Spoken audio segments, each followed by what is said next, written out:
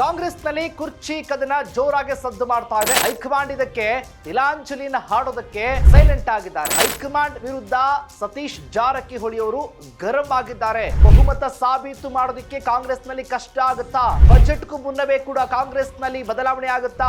ಯಾವ ಬಣ ಬಜೆಟ್ಗೆ ಈಗಾಗಲೇ ಕೂಡ ಗೈರಾಗೋದಕ್ಕೆ ತೀರ್ಮಾನ ತೆಗೆದುಕೊಂಡಿದ್ದಾರೆ. ಈ ರಾಜಕಾರಣದಿಂದ ಸರ್ಕಾರಕ್ಕೆ ಸಂಕಷ್ಟ ತಂದೊಡ್ಡಿರುವಂತದ್ದು.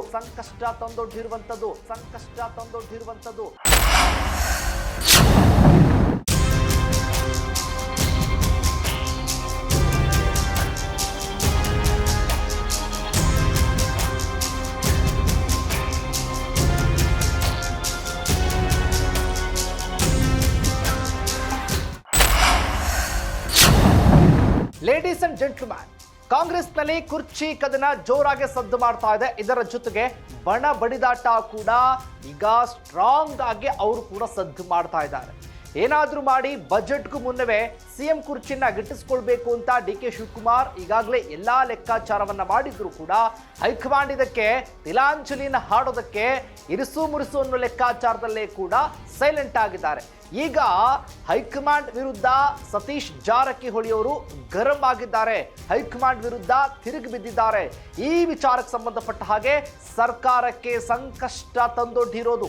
ಹಾಗಾದ್ರೆ ಬಜೆಟ್ಗೂ ಮುನ್ನವೇ ಕೂಡ ಕಾಂಗ್ರೆಸ್ನಲ್ಲಿ ಬದಲಾವಣೆ ಆಗುತ್ತಾ, ಅಥವಾ ಈ ಬಾರಿ ಬಹುಮತ ಸಾಬೀತು ಮಾಡೋದಕ್ಕೆ ಕಾಂಗ್ರೆಸ್ನಲ್ಲಿ ಕಷ್ಟ ಆಗುತ್ತಾ? ಈಗಾಗಲೇ ಬಜೆಟ್ನಲ್ಲಿ ಎರಡೂ ಬಣದ ನಾಯಕರು ಯಾರು ಬರ್ತಾರೆ, ಯಾರು ಬರೋದಿಲ್ಲ, ಯಾವ ಬಣ ಬಜೆಟ್ಗೆ ಈಗಾಗಲೇ ಕೂಡ ಗೈರಾಗೋದಕ್ಕೆ ತೀರ್ಮಾನ ತೆಗೆದುಕೊಂಡಿದ್ದಾರೆ. ಇದೇ ಈಗ ಕಾಂಗ್ರೆಸ್ನಲ್ಲಿ ಸಂಕಷ್ಟದ ಪರಿಸ್ಥಿತಿ ಎದುರಾಗಿರೋದು. ಹಾಗಾದ್ರೆ ಏನಿದು ಸ್ಟೋರಿ ಅಂತೀರಾ? ಎಸ್ ವೀಕ್ಷಕರೇ, ಇದೇ ಫೋಕಸ್ನ ಎಕ್ಸ್ಪೋಸ್ಡ್ ಸ್ಟೋರಿ. ಸರ್ಕಾರಕ್ಕೆ ಸಂಕಷ್ಟ. ನೆಲ ಜಲ ಭಾಷೆಗಾಗಿ ಪ್ರಾಮಾಣಿಕ ಪತ್ರಿಕೋದ್ಯಮ. ನೀವು ನೋಡ್ತಾ ಇದ್ದೀರಾ ಫೋಕಸ್ ಟಿವಿ. ನಾನು ಶಿವು ರಾನರಾಪುರ.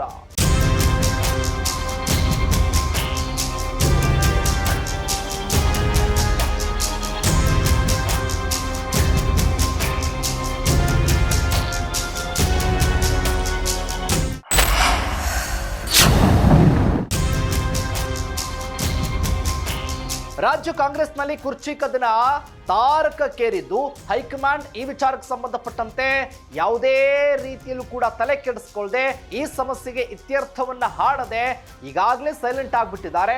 ಆದ್ರೆ ರಾಜ್ಯದಲ್ಲಿ ಬಣ ಬಡಿದಾಟ ಜೋರಾಗಿ ಸದ್ದು ಮಾಡ್ತಾ ಇದೆ. ಒಂದ್ ಕಡೆ ಫಾರಿನ್ ಟ್ರಿಪ್, ಮತ್ತೊಂದು ಕಡೆ ರೆಸಾರ್ಟ್ ರಾಜಕಾರಣ. ಈ ರಾಜಕಾರಣದಿಂದ ಸರ್ಕಾರಕ್ಕೆ ಸಂಕಷ್ಟ ತಂದೊಡ್ಡಿರುವಂತದ್ದು. ಹೈಕಮಾಂಡ್ ಇಲ್ಲಿವರೆಗೂ ಯಾಕೆ ಈ ವಿಚಾರಕ್ಕೆ ಸಂಬಂಧಪಟ್ಟಂತೆ ತಲೆ ಹಾಕ್ತಾ ಇಲ್ಲ, ಯಾಕೆ ಈ ಸಮಸ್ಯೆನ ಬಗೆಹರಿಸ್ತಾ ಇಲ್ಲ ಅಂತ ಸತೀಶ್ ಜಾರಕಿಹೊಳಿ ಅವರು ಹೈಕಮಾಂಡ್ ವಿರುದ್ಧ ಫುಲ್ ಗರಂ ಆಗಿದ್ದಾರೆ.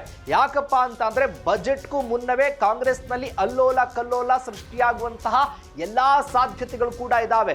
ಯಾಕಪ್ಪ ಅಂತ ಅಂದ್ರೆ ಬಜೆಟ್ಗೆ ಈಗ ಎರಡೂ ಬಣದಲ್ಲೂ ಕೂಡ ಯಾರು ಗೈರಾಗ್ತಾರೆ, ಯಾರು ಹಾಜರಾಗ್ತಾರೆ ಅನ್ನೋದು ಈಗ ಸಿಕ್ಕಾಬಟ್ಟೆ ಕ್ಯೂರಿಯಾಸಿಟಿಯನ್ನ ಮೂಡಿಸ್ತಾ ಇರುವಂತದ್ದು. ಈಗಾಗಲೇ DCM ಡಿ ಕೆ ಶಿವಕುಮಾರ್ ಅವರ ಬಣದವರು ಬಜೆಟ್ಗೆ ಗೈರಾಗೋದಕ್ಕೆ ತಯಾರಿನ ಮಾಡಿಕೊಂಡಿದ್ದಾರೆ ಅಂತ. ಇಂಥ ಸಮಸ್ಯೆ ಏನಾದರೂ ಕೂಡ ಆದ್ರೆ ಅಧಿವೇಶನದಲ್ಲಿ ಬಹುಮತ ಸಾಬೀತುಪಡಿಸೋದಕ್ಕೆ ತುಂಬಾ ಕಷ್ಟ ಆಗುತ್ತೆ ಕಾಂಗ್ರೆಸ್ಗೆ. ಈಗಾಗಲೇ ಕೂಡ HC ಬಾಲಕೃಷ್ಣ ಅವರು ಹೇಳ್ತಾ ಇದ್ರು ಸರ್ಕಾರಕ್ಕೆ ಸಂಕಷ್ಟ ಅಂತ. ತಮ್ಮದೇ ಪಕ್ಷದ ನಾಯಕರು, ತಮ್ಮದೇ ಪಕ್ಷದ ಶಾಸಕರು, ತಮ್ಮದೇ ಪಕ್ಷದ ಪ್ರಭಾವಿಗಳು ಈಗ ತಮ್ಮದೇ ಸರ್ಕಾರಕ್ಕೆ ಸಂಕಷ್ಟ ಅಂತ ಹೇಳ್ತಾ ಇದ್ದರ ನಡುವೆ ಇದೆಲ್ಲೋ ಒಂದು ಕಡೆ ಬೇರೆಯದೇ ಲೆಕ್ಕಾಚಾರ ಇದೆಯಾ? ಹಾಗಾದ್ರೆ ಈಗಾಗಲೇ ಮೆಗಾ ಪ್ಲಾನ್ ಕೂಡ ರೂಪಿಸಿಕೊಂಡಿದ್ದಾರಾ ಹಾಗಾದ್ರೆ ಅನ್ನುವಂತ ಪ್ರಶ್ನೆ. ಒಂದ್ 4-5 ಜನ ಮಾತ್ರ ಇಲ್ಲಿ ಇದ್ದೀವಿ ಡೆಲ್ಲಿಗೆ ಹೋದಂತವ್ರು, ಎಲ್ಲರೂ ಏನು ಇರ್ಲಿಲ್ಲ ಇಲ್ಲಿ. ಬಟ್ ಇಲ್ಲಿ ಚರ್ಚೆ ಆಗಿದ್ದ ವಿಚಾರ ಏನು ಅಂತಂದ್ರೆ ಇವತ್ತಿನ ಸ್ಥಿತಿನಲ್ಲಿ ನಮ್ಮ ಪಾರ್ಟಿ ಇವತ್ತಿನ ಸ್ಥಿತಿಯಲ್ಲಿ ಮುಂದುವರ್ಕೊಂಡು ಹೋದ್ರೆ ನಮ್ಮ ಪಾರ್ಟಿ ಮುಂದೆ ಸರ್ಕಾರ ಬರೋದು ಕಷ್ಟ.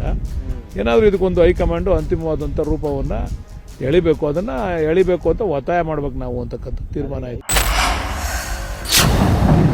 ಇದರ ಜೊತೆಗೆ CP ಯೋಗೇಶ್ವರ್ ಕೂಡ ಮಾತನಾಡಿದ್ರು. ಇದಕ್ಕೆ ಸಂಬಂಧಪಟ್ಟ ಹಾಗೆ ನಮ್ಮ ಹತ್ರ ಆ ಅಪ್ಡೇಟ್ಸ್ಗಳು ಏನೂ ಇಲ್ಲ, ಗೊತ್ತಿಲ್ಲ ಅನ್ನೋ ಲೆಕ್ಕಾಚಾರದಲ್ಲಿ. ಹಾಗಾಗಿ ಬಾಲಕೃಷ್ಣ ಕೊಟ್ಟಂತ ಹೇಳಿಕೆ ಎಲ್ಲೋ ಒಂದು ಕಡೆ ಏನಾಗಿದೆ? ಹಾಗಾದ್ರೆ ಇಲ್ಲಿ ಶಾಸಕರೇ ಹೇಳ್ತಾ ಇದ್ರು ಈಗ ಸಚಿವರೇ ಹೇಳ್ತಾ ಇದ್ದಾರೆ. ಸತೀಶ್ ಜಾರಕಿಹೊಳಿ ಅವರೇ ಈಗ ಸರ್ಕಾರಕ್ಕೆ ಸಂಕಷ್ಟ ಇದೆ. ಈಗ ಇಂಥ ಸಮಯದಲ್ಲಿ ಆ ಸಂಕಷ್ಟವನ್ನ ನಾವು ಸರಿದೂಗಿಸಲಿಲ್ಲ ಅಂತ ಅಂದ್ರೆ ಸರ್ಕಾರಕ್ಕೆ ದೊಡ್ಡ ಅನಾಹುತ ಸಂಭವಿಸೋದಂತೂ ಗ್ಯಾರಂಟಿ ಅನ್ನೋ ಲೆಕ್ಕಾಚಾರದಲ್ಲೇ ಮಾತನಾಡಿದ್ದಾರೆ. ಹೈಕಮಾಂಡ್ ಈ ವಿಚಾರಕ್ಕೆ ತಲೆ ಕೆಡಿಸ್ಕೊಳ್ದೆ ಏನ್ ಬೇಕಾದ್ರೂ ಆಗೋಗ್ಲಿ ಹಾಗಾದ್ರೆ ಅನ್ನೋ ನಿರ್ಧಾರಕ್ಕೆ ಬಂದಿದೆ ಅಂತ ಅಂದ್ರೆ ಸರ್ಕಾರ ಎಡುವುದು ಗ್ಯಾರಂಟಿ. ಅಧಿವೇಶನದಲ್ಲಿ ಕೂಡ ಸರ್ಕಾರ ಏನ್ ಬೇಕಾದ್ರೂ ಕೂಡ ಆಗಬಹುದು. ನಮ್ಮ DK ಶಿವಕುಮಾರ್ ಅವರು ಮುಖ್ಯಮಂತ್ರಿ ಆಗಿಲ್ಲ ಅಥವಾ ಬಜೆಟ್ ಮಂಡಿಸಿಲ್ಲ ಅಂತ ಅಂದ್ರೆ ಕಥೆನೇ ಬೇರೆ ಅಂತ ಆ ಬಣದವರು ತಯಾರಿ ಮಾಡಿಕೊಂಡಿದ್ದಾರೆ. ಸಿದ್ದರಾಮಯ್ಯ ಬಣದವರು ಕೂಡ ನಾವೇನ್ ಕಮ್ಮಿ ಇಲ್ಲ ಅಂತ ಫಾರಿನ್ ಟ್ರಿಪ್ ಮೂಲಕ ರಾಜ್ಯ ರಾಜಕಾರಣದ ತಂತ್ರ ಪ್ರತಿತಂತ್ರ ದಾಳವನ್ನು ಉರುಳಿಸುವಂತ ಲೆಕ್ಕಾಚಾರ ಇಟ್ಕೊಂಡಿದ್ದಾರೆ. ಇದೆಲ್ಲವನ್ನ ಗಮನಿಸಿ ನೋಡ್ತಾ ಹೋದ್ರೆ ಸರ್ಕಾರದಲ್ಲಿ ಈ ಬಾರಿ ಬಜೆಟ್ಗೂ ಮುನ್ನವೇ ಕೂಡ ಏನ್ ಬೇಕಾದ್ರೂ ಹೆಂಗ್ ಬೇಕಾದ್ರೂ ಯಾವ ಹಂತದಲ್ಲಾದ್ರೂ ಕೂಡ ಡ್ಯಾಮೇಜ್ ಆಗುತ್ತೆ, ಸರ್ಕಾರಕ್ಕೆ ಸಂಕಷ್ಟ ತಂದೊಡ್ಡುತ್ತೆ. ಇದಕ್ಕೆ ಸಂಬಂಧಪಟ್ಟಂತೆ ಏನ್ ಮಾಡ್ತಾರ ಹಾಗಾದ್ರೆ ಕಾದು ನೋಡೋಣ.